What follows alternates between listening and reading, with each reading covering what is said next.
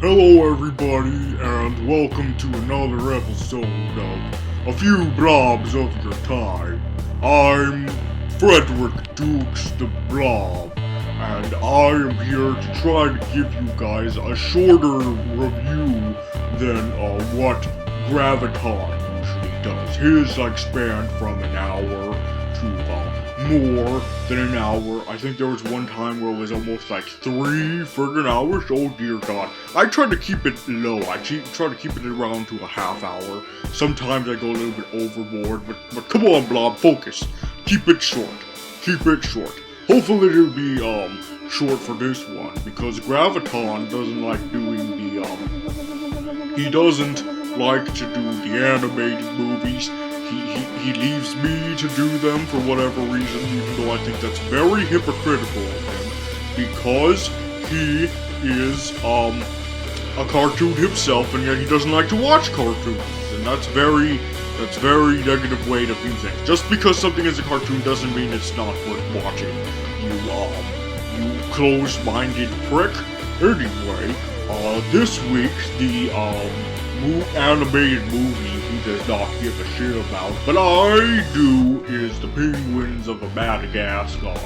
I have seen all 3 previous Madagascar movies, as far as back as I could remember about these movies. Not as far, I'm not that young, but anyway, yes, I remember loving the, first one, liking the second one. I guess I liked it. I mean, there might have been some things that made me like it less than the first, but the third one, that one felt like a return to form. That one felt really fun and great. But now we have the 4th installment of the Madagascar franchise, and this time it's a spin-off. It's not a sequel, it's a spin-off, and it's spinning off the Penguins, because they were always supporting characters in the movies, and you would think that the animated series on Nickelodeon that they had would have been enough for them to just suffice. You would think it would just suffice, but apparently not. And apparently that show is still on. Jesus Christ, really? What the fuck? Yeah, that show's still on, apparently. Weird. But, yes. So, anyway. Oh, that's weird. According to this, their show is on a hiatus, a long-ass hiatus. The latest season started in 2012, back when the last Madagascar movie, was out, and apparently there's still no date as to when it ends. What the fuck? But anyway, so let's move on. Well, that's okay. People who watch the people who watch the show probably have this to look forward to instead. Yes, so, the main premise of the previous Madagascar movies are a whole bunch of zoo animals try to escape the zoo just for a night out, but they get shipped to Madagascar. Why did I forget to say Madagascar, even though that's the title of the damn franchise? Anyways, so they meet some lemurs and shenanigans ensue, These zoo animals include a hippo and a giraffe and a lion and a zebra, and also a couple of chimpanzees, and these 4 penguins, who think they're secret agents, even though they're not. Anyway, shenanigans ensue. The first movie ends with them just being stuck at Madagascar. The second movie begins with them leaving Madagascar on a makeshift plane and going to Africa, their homeland, and they like it and it's great, and they end the movie that way. But the penguins are going somewhere. Well, where are they going? Well, in one continuity, they go back to the zoo, to, continue the shenanigans on a weekly basis. That's the TV show's continuity. But in a different continuity, they go to Europe, and the zoo animals from before follow them there from Africa. I don't know how the fuck they did, but they went there, I guess, and so they joined together and joined the circus. trying to get away from that police lady from Fargo. But they make it back to New York, but they realize they like the circus better, so they continue on the circus, and they ship the lady from Fargo to Madagascar, thus bringing the franchise full circle. So you would think that because of that, you would think that now the whole trilogy has been capped off. It's a complete story now. They try to get themselves back to the zoo, and so they stay in Madagascar, but then they make it to Africa, but they're still not back at the zoo. And at the third one, they finally make it to the zoo, but they realize they much prefer being in the circus. So you would think because of that, that would make a complete reciprocal story for them. But even though, yes, that is a complete story for the main characters, you know, the lion and the giraffe and the zebra and hippo, oh my, but not for the penguins. No, they still got some story left in them.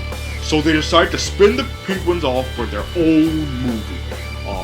And of course, since those penguins think that they're spies, let's give them like a James Bond type espionage movie, which of course is the way to go for these types of characters, because they think they're spies even though they're not. And it's a great character thing, because you would think that because they're bit characters, you know, that there wouldn't be much to do with them, because they're such simple types of characters. Like, oh, they think they're spies even though they're not. No, they actually play that around and do some character development with a couple of them. Not all of them, just maybe 2 of the 4. 2.5. I'll explain. Anyway, so the movie begins with their origin before the 3 Madagascar films, where they're in the penguin line, you know, the march of the penguins. Da da da da da da da da da da da. You know, that score for the penguins. Anyway, it's being narrated by a guy who is not Morgan Freeman, unfortunately. It's Werner Herzog. Screw you, Werner Herzog, and I wouldn't mind Morgan Freeman. Anyway, so there's just 3 of them, but they meet the 4th as an egg after saving him from a bunch of carnivorous seals. And I'm like, it's a good thing you survived those seals, because if the seals didn't eat you, they would probably rape you, because, have you seen the news recently? Like, just check on articles on internet news. It's like all over the news right now. Scientists are trying to uncover the reason why these seals are raping penguins. So yeah, that's not a tasteless joke. That's a topical joke, people. So anyway, after they escape being raped by the penguins, they are now one big happy family, these 4 penguins, and they decide to go do their own thing. Like, screw those other penguins doing the March of the Penguin thing being filmed by not Morgan Freeman. They're gonna do their own thing. So then they skip to after all 3 Madagascar films. And right when the main Madagascar 4 are doing the circus, because that's where we last left them, was being in the circus, and the penguins have had it. They're like, screw this, we're gonna go have our own movie. So they escape the circus, and they try to go get some gold at this gold bank, but they're not getting gold at the gold bank, they're getting these cheesy doodle things, cheesy doodly doos. But they get captured by octopi.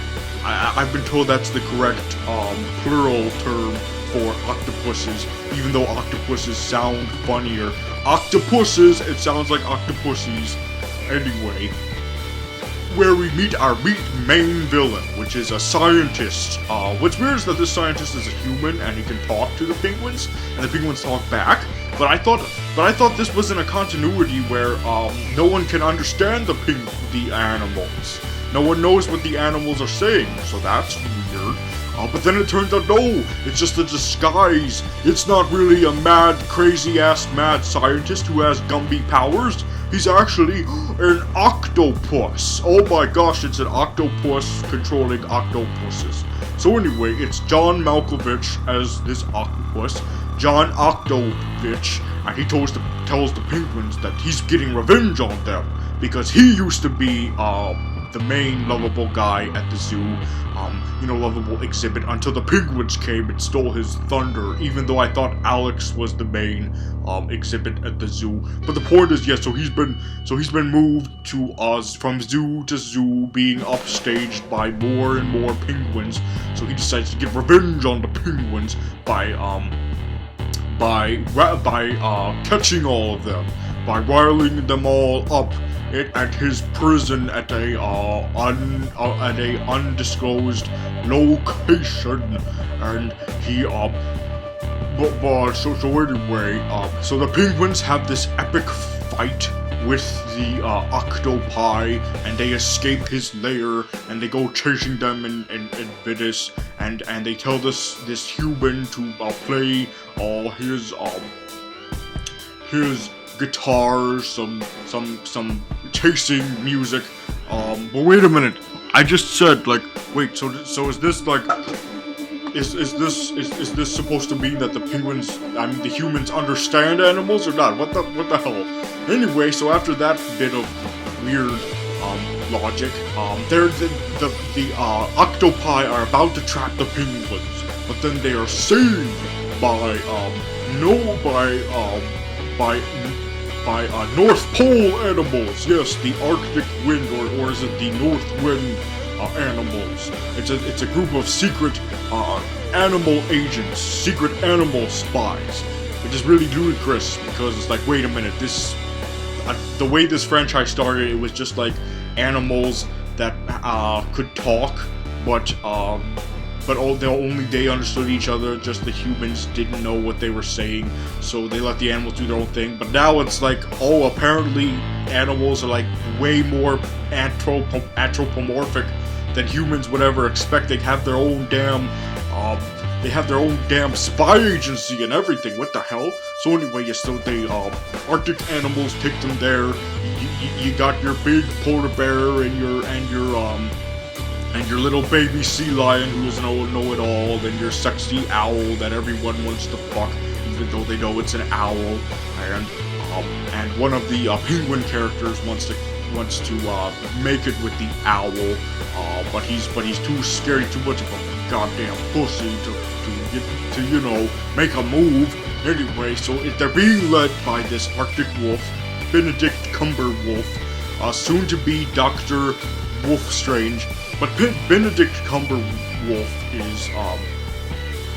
wants them to be safe, so he ships them away to a undisclosed location, Madagascar. Oh, call back. They'll probably meet that Fargo lady again. But no, they interrupted. They want to get as far. They want to be a part of this mission. God damn it, because that's what their destiny is. They want to be secret agents, or they at least think they're secret agents.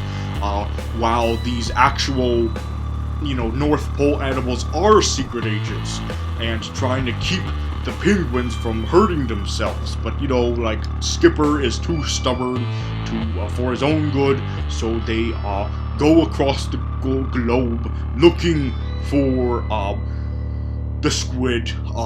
Turns out not that far, because the squid is, octopus is kidnapping all of the penguins, including mermaid penguins. So Skipper, the leader of the penguins, tells Private, the youngest penguin, who was in that egg from the beginning of the movie, to put on this drag, and you have to be a drag queen for us, okay? Be the best transvestite you could be.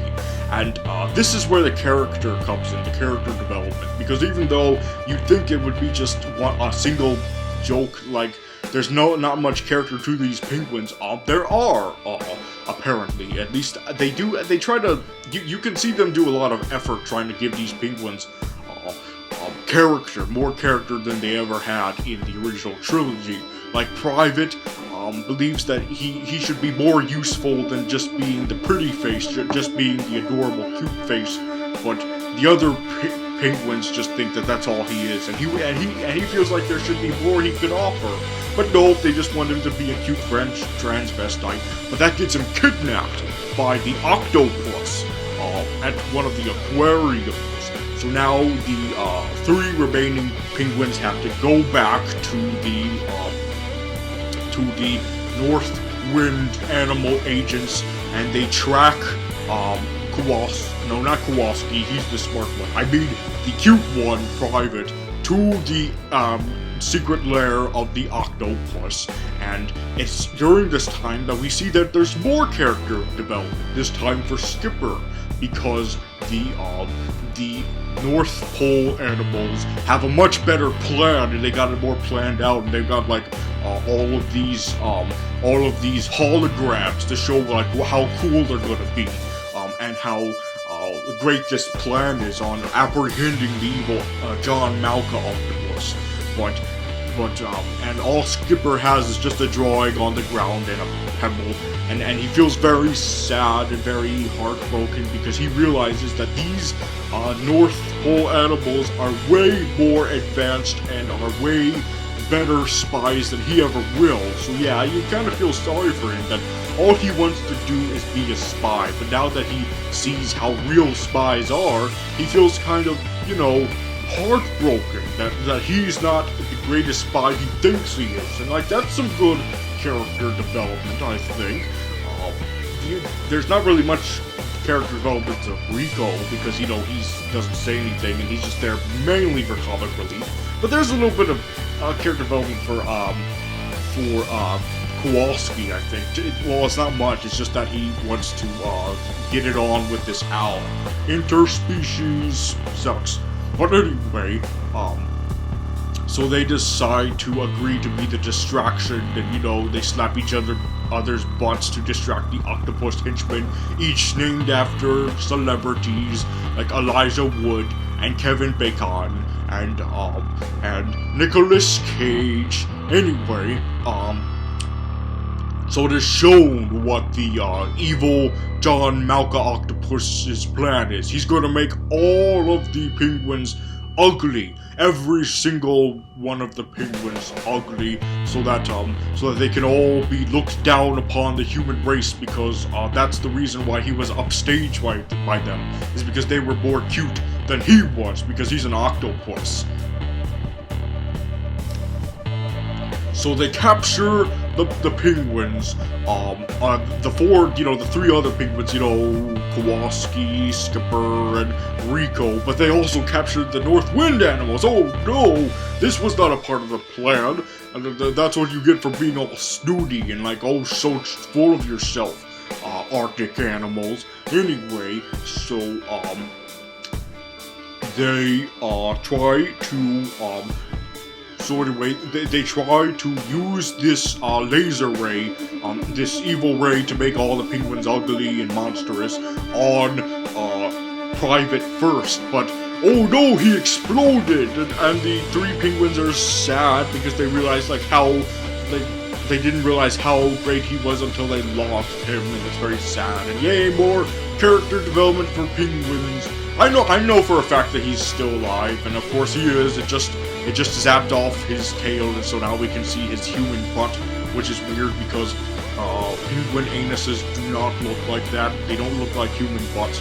Anyway, so Private saves the Arctic animals from going through this Disneyland ride where they die. So yeah, basically a Disneyland ride, and the Arctic animals go and they're like, we're gonna have another plan, but Private is like, no, we have to save the penguins, save my family, and the Arctic animals are like, go screw you. Well, not like that, they were probably less harsh than that, but anyway, so all of the penguins, the entire penguin race, get turned into ugly-ass little ugly things, and they're released upon the world by the octopus, John Malkovich, John Octovich, disguised as a scientist who tells, the people of New York, the humans, like, here are your penguins. Oh, wait a minute, they're ugly abominations now. Let's call the exterminators. Really weird. How would this happen? So anyway, so yes. So now there's exterminators trying to catch all the ugly penguins, and but then Private has an idea. First, he talks the ugly penguins who used to be his friends, and apparently, the ugly penguins are only feral until they see Private and regain, like, their personalities and rationality and stuff. Weird how this ray works. Apparently, it makes you feral at first, but then you get back your rationality after you get your memory jogged. Really weird, but then again, it's a kid's movie, and you're not supposed to think too much of the logic. Anyway, so they've realized that this ray can be reversed if they use a cuteness to it.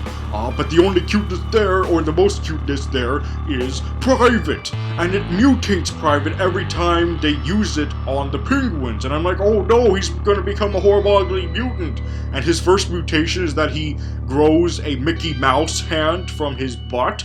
And he uses the Mickey Mouse hand to tell them, like, look, I don't care how ugly I'm gonna get. I'm gonna sacrifice my cuteness for the sake of all you penguins. So yeah, Private is basically Penguin Jesus. So Penguin Jesus activates the laser and it affects all the penguins. Also, this is when the North Wind animals come back to help save the day, even though they also get captured. So yeah, it kind of shows how useless those characters are. But anyway, yeah, so all the penguins get transformed back to regular cute penguins, even though they weren't that much different. They were just feral and creepy, but I guess it keeps them from being exterminated or something, I don't know. And it also affects the John Octovich. It turns him into a little teeny tiny cute octopus trapped in one of his snow globes he collects. And he gets given to a kid, and she shakes it, and I'm like, wait a minute.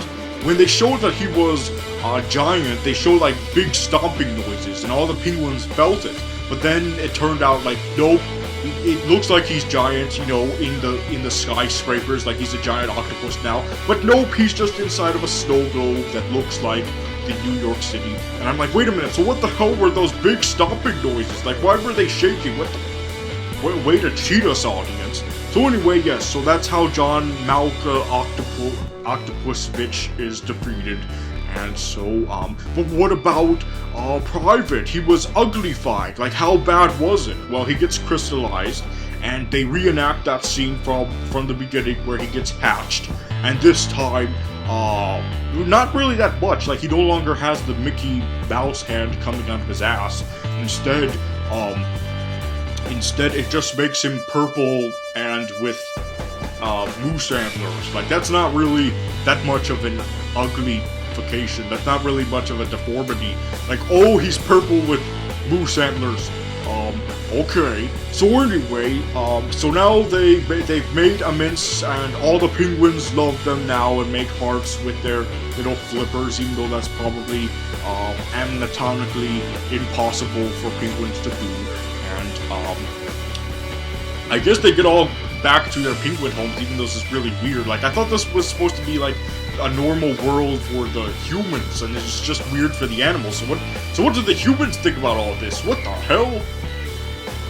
Anyway, so I guess the penguins all go back to their respective exhibits, you know, zoos and aquariums and stuff, and a single lady's house. Anyway, but the North Wind decides to grant them honorable ability or something. I don't know, they give them jetpacks. And you think that's the end of the movie, but it's not. There's a secret mid-credits scene where they go back to the circus of the original Madagascar animals. And we see the lemurs, we see with Mort and King Julian, and they use Mort to re-cutify Private and turn him back into his normal self, which kind of fucks up the morals of the movie, because they kind of spell out what the moral of the movie is, that that it doesn't matter how cute it is, you still have your you still have your part to play or something. I don't freaking remember. All I know is that it was like really spelt out. Oh, okay, now I remember what it was. It's like, it doesn't matter what role you play, it's a very important one. And, yeah, that's what Skipper says, and he flat out says it to the audience. Like, I don't like that when they have to, literally spell out the moral to you. That reminds you that you're watching a little kid's film. It's better if it goes without saying, like in, Big Hero 6. The moral of that story was said without flat out explaining it. But anyway, apparently the penguin gets turned back into normal anyway, despite his penguin friends accepting him anyway. And when he gets back, they're like, "Oh, there, that's better." It's like, wait a minute, but didn't you say you didn't care how he looked? Way to go back on your word. Anyway, Mort, the little lemur from the first three, played by Andy Richter, is still adorable. Like apparently it didn't change him too much. But wait a minute, it did change him enough to make him like eat King Julian. Oh no, King Julian, that funny lemur from the first three films. Apparently he's dead now, even though we can hear him in Mort's belly. So yeah, he's just got a little bit time left to live, because as we hear him, he's probably being digested. So bye, King Julian. Have fun being digested by Mort. So that's the movie then. That's it. So that's the movie. That's Penguins of Madagascar. And you're probably thinking, well, what about that last character arc with Kowalski? Did he ever get it with the owl? Yes, the owl finally does kiss him. Really weird though, because there was no development that happened there with the owl at all. It's just that he was like trying to make a move on her, and she would resist, and then all of a sudden she's like, "Oh, what the hell? I'm gonna kiss you." I'm like, that's not how actual relationships work.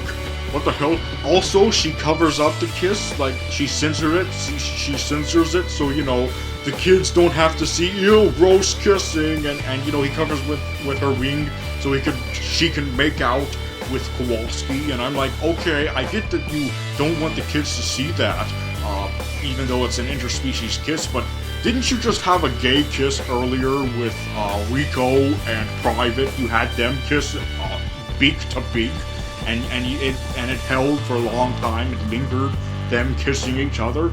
Apparently DreamWorks is against interspecies animal kissing, but they're perfectly fine with homospecies animal kissing. That is fine, just no cross-species kissing. No cross-species kissing. But if it's gay kissing and it's two of the same species, fine, go for it. Yes, homosexual penguins, as long as they're both penguins. And so anyway, yes, so that's the end of the movie. Homosexual penguin kissing and all. How did I feel about it?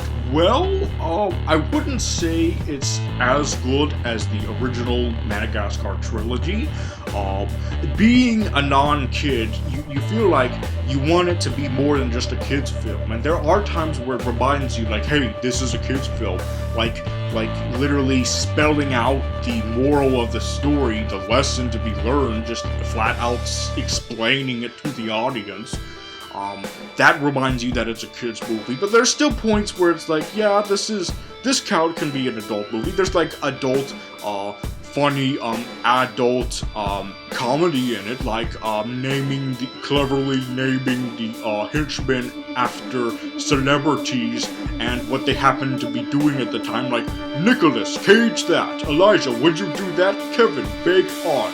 Oh boy. So anyway, so yeah, that's adult humor, and also like there's some, crude adult jokes that I'm always fine with. Like some people are like, "Oh, that's not appropriate for kids." Screw the kids. I'm not old enough to hear it, so I don't give a shit. Skipper saying, "We were not mates with the octopus. There was no mating." Ah ha ha. He implied that he had sex with an octopus, and of course the gay penguin kiss. So anyway, yeah, not too kidly for me anyway. So I rate the movie a 3 out of 5 cheesy doodles, or was it cheesy deedles, or cheesy penis? 3 out of 5 cheesy penises, because it still reminded you that it's a kid's movie, and I feel like a really good kids movie is one that you forget is a kids movie when you're an adult watching it. You forget that it's for kids because of how good it is as an actual movie. That's how Big Hero 6 was, but not really for this. This kept reminding you that it was a kids movie with its very simple morals and whatnot. But still, a fun overall. Like I said, 3 out of 5. Cheesy doodle penises or whatever. So that's the review, everybody. That's Penguins of Madagascar. Yes. So let's see here. Usually I end the each review in the style of the movie, but this didn't really have like a particular notable way of ending that would have me really ended in a way like how am I gonna end this? Like how am I gonna end this the way the movie did? Or something like, oh my god, I was a part of a retarded boy's imagination the whole time. There, that's good enough.